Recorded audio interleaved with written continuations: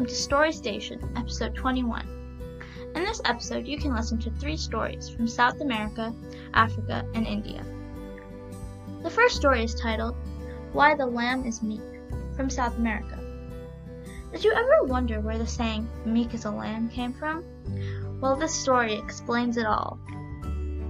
The second story is titled, The Hare and the Lion, from Africa. A clever hare outsmarts a terrible lion in many cunning ways. The third story is titled, A Tale of a Bird with 2 Heads, from India. This is a funny story about a bird with 2 heads, and the heads is quarrels. Hope you enjoy it!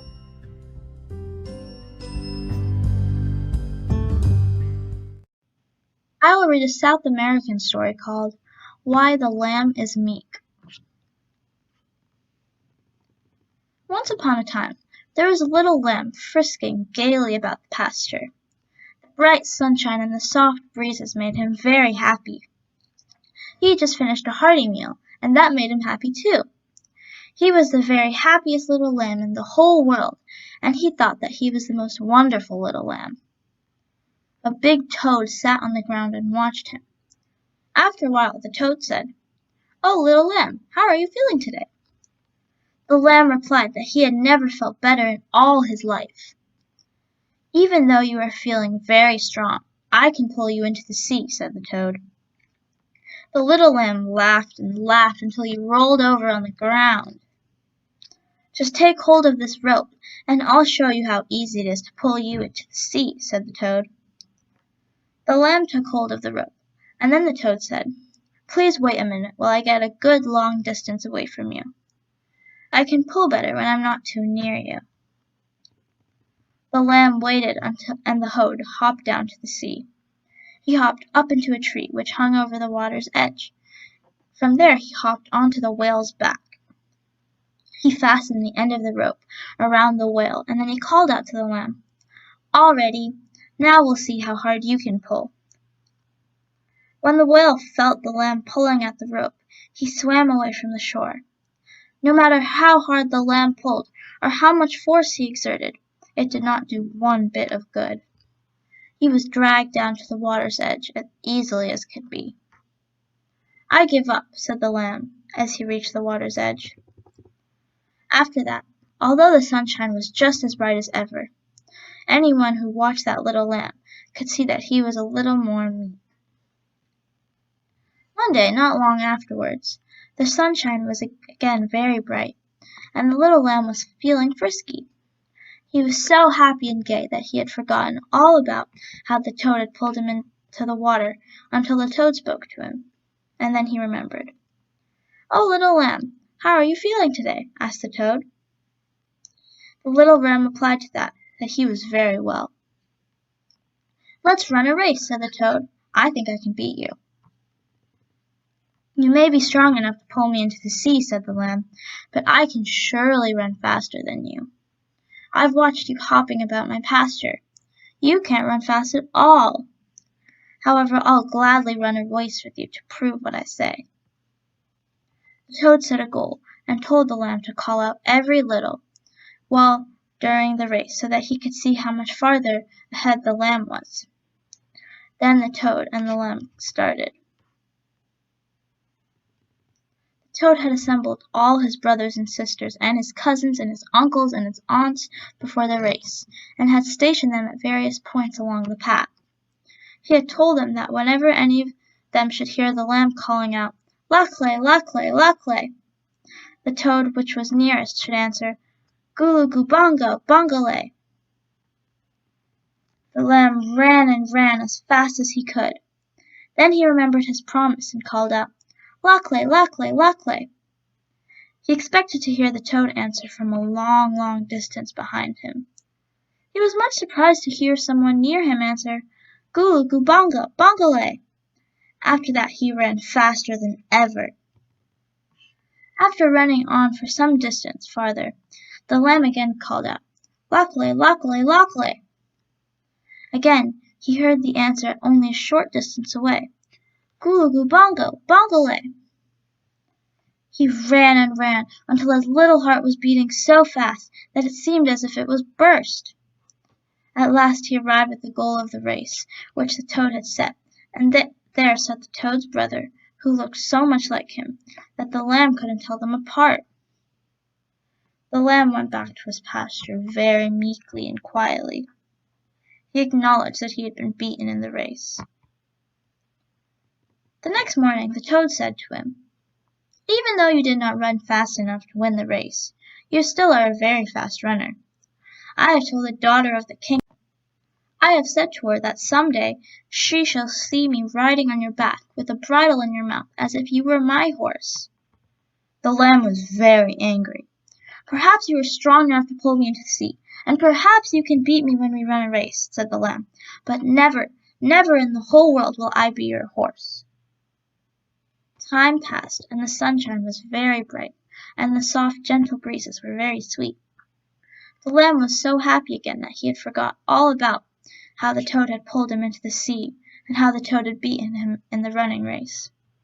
He was very sorry for the toad when he saw him all humped up in a disconsolate little heap one day. "Oh, poor toad, are you sick?" he asked.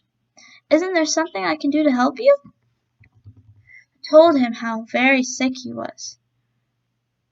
"There is something you could do to help me, though," he said, "but I don't believe that you are quite strong enough, or can travel quite fast enough."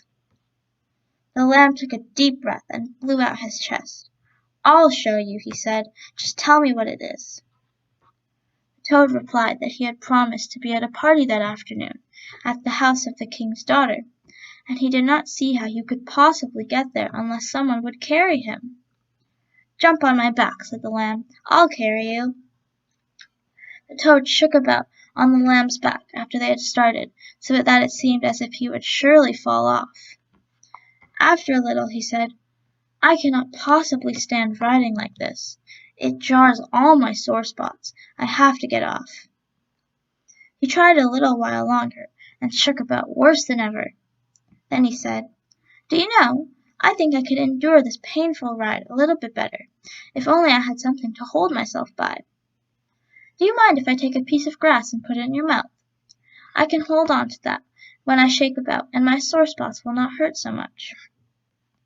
The lamb let the toad put a piece of grass in his mouth. After a while the toad asked for a little stick. "The flies and mosquitoes annoy me terribly," he said. "If only I had a little stick, I could wave it about over my head and frighten them away. It is very bad for anyone in my weak, nervous condition to be bothered by flies and mosquitoes."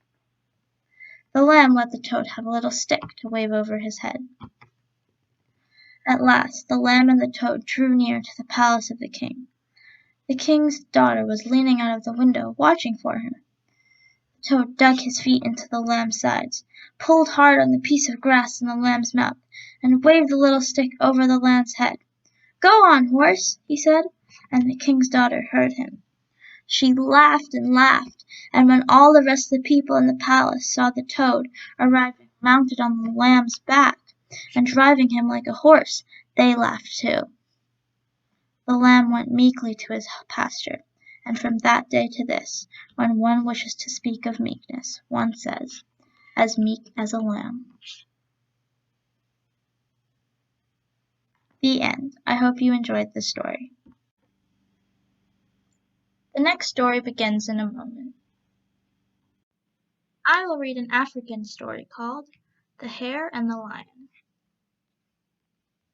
One day Sungura, the hare, was roaming through the forest in search of food. He glanced up through the boughs of a very large calabash tree, and saw that a great hole in the upper part of the trunk was inhabited by bees. Thereupon he returned in town in search of someone to go with him and help him get the honey.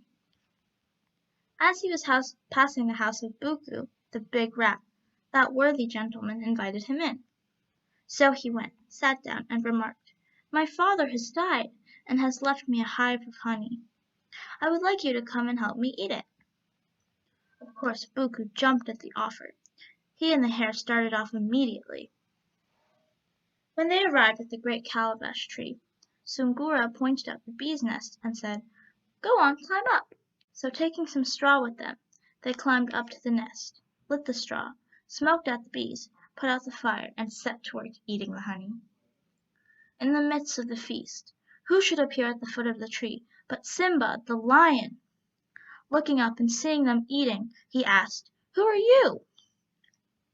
Then Sungura whispered to Buku, "Hold your tongue. That old fellow is crazy." But in a very little while, Simba roared out angrily, "Who are you, I say? Speak, I tell you." This made Buku so scared that he blurted out, "It's only us." Upon this, the hare said to him, "You just wrap me up in this straw, call to the lion to keep out of the way, and then throw me down. Then you'll see what'll happen." So Buku, the big rat, wrapped Sungura, the hare, in the straw, and then called to Simba, the lion, "Stand back! I'm going to throw the straw down, and then I'll come down myself." When Simba stepped back out of the way, Buku threw down the straw, and as it lay on the ground, Sungura crept out and ran away while the lion was looking up.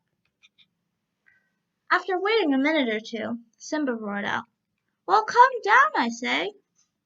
And there being no help for it, the big rat came down. As soon as he was within reach, the lion caught hold of him and asked, "Who is up there with you?" "Why," said Buku, "Sungura, the hare. Didn't you see him when I threw him down?" "Of course I didn't see him," replied the lion in an incredulous tone, and without wasting further time, he ate the big rat, and then searched around for the hare but couldn't find him. 3 days later, Sungura called on his acquaintance, Kobe, the tortoise, and said to him, "Let us go and eat some honey." "Whose honey?" inquired Kobe cautiously. "My father's," Sungura replied. "Oh, all right, I'm with you," said the tortoise eagerly, and away they went. When they arrived at the great calabash tree, they climbed up with their straw, smoked out the bees, sat down, and began to eat. Just then Mr. Simba, who owned the honey, came out again, and looking up, inquired, "Who are you, up there?" Sungura whispered to Kobe, "Keep quiet." But when the lion repeated his question angrily, Kobe became suspicious, and said, "I will speak. You told me this honey was yours. Am I right in suspecting that it belongs to Simba?" So when the lion asked again, "Who are you?" he answered, "It's only us." The lion said, "Come down then." And the tortoise said, "We're coming." Now Simba had been keeping an eye open for Sungura since the day he caught Buku, the big rat, and suspecting that he was up there with Kobe, he said to himself, "I've got him this time for sure." Seeing that they were caught again, Sungura said to the tortoise, "Wrap me up in the straw, tell Simba to stand out of the way, and then throw me down. I'll wait for you below. He can't hurt you, you know." "All right," said Kobe, but while he was wrapping the hare up, he said to himself, "This fellow wants to run away and leave me to bear the lion's anger. He shall get caught first."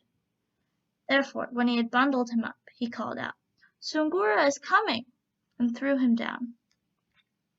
So Simba caught the hare, and holding him with his paw, he said, "Now what shall I do with you?" The hare replied, "It's of no use for you to try and eat me. I'm awfully tough."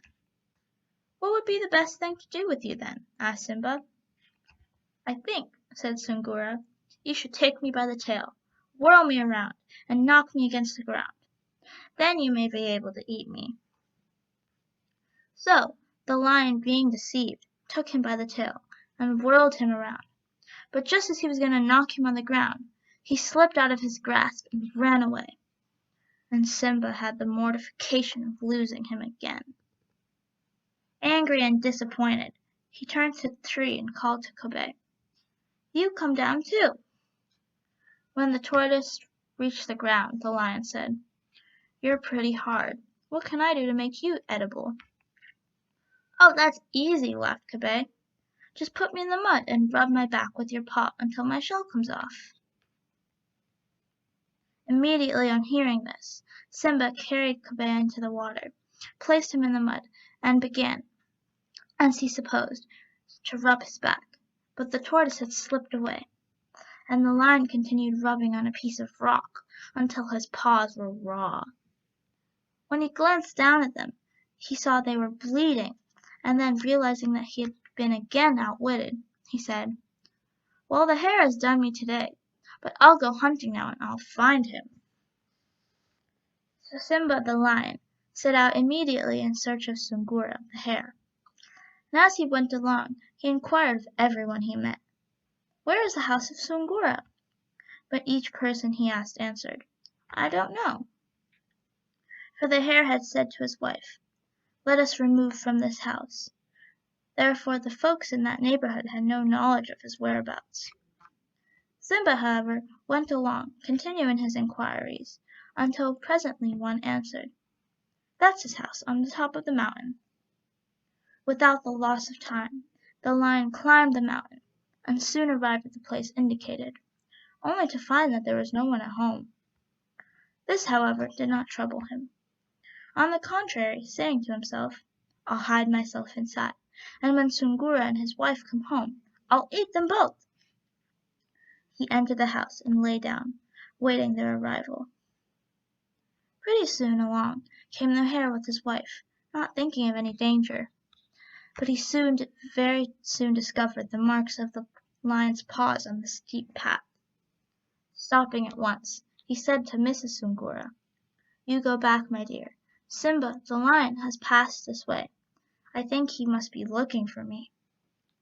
But she replied, "I will not go back. I will follow you, my husband."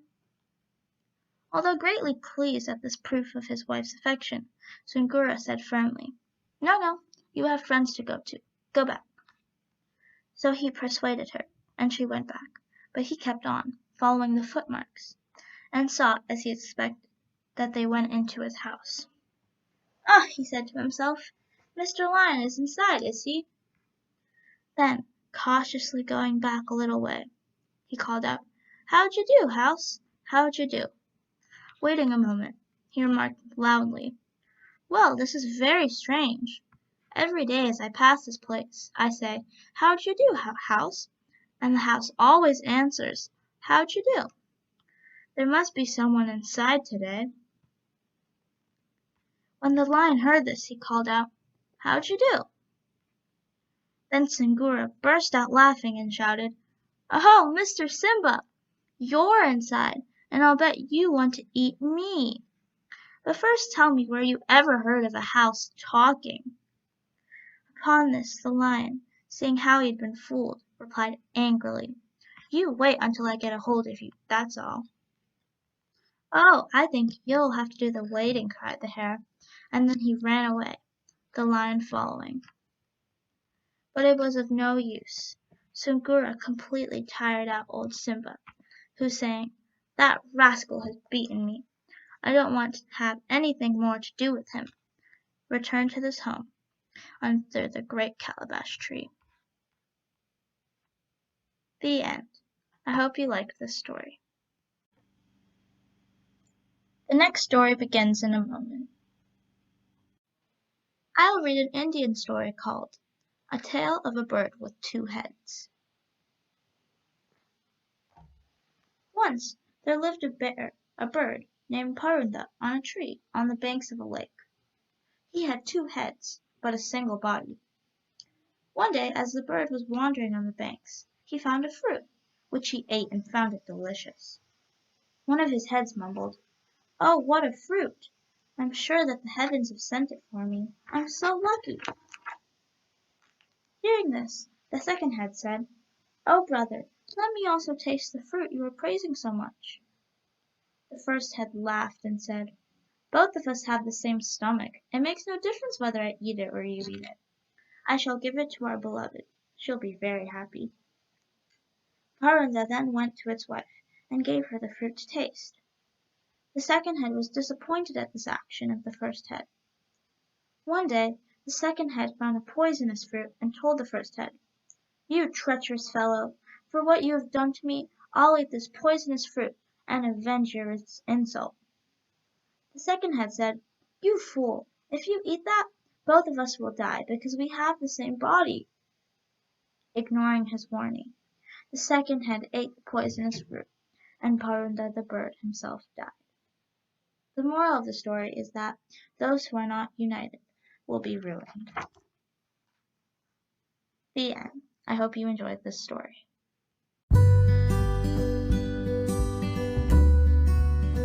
Thank you for listening to Story Station. We are adding stories as frequently as possible, so check back often. We would love to hear your feedback and any questions you may have. Thank you.